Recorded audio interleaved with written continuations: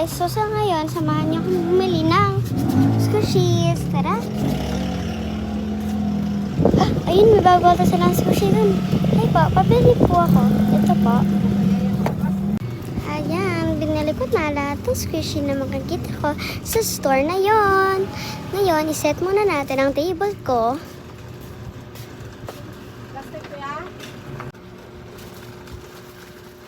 Ayan na nga guys, tapos na tayo ayos ng table. Of course, para makapag-unbox, harap muna natin to sa atin. Let's go!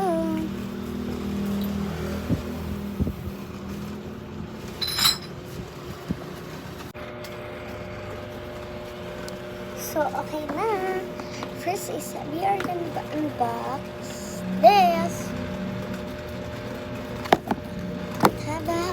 I got the glitter dumpling. And yun. I rate it 10 out of 10. I mean 9 over 10 because ayaw ko yung smell niya.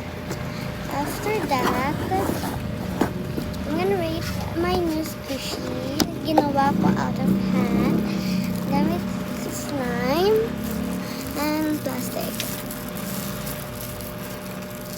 Guard na lang pala, Be. Wala na guard. Ayaw mo ng guard. So, I rate it 10 over 10. So, I like it. And nakasaspay yung plastic natin. Ang ganda din sa pakiramdam. Pindutin. Hindi nga makakalimutan naman yan si ate. Next is, i-rate ko my clicker.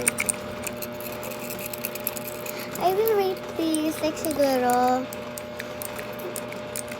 9 over 10 din. So, like, hindi kasi siya masyado masaya kasi okay na rin siya sa akin.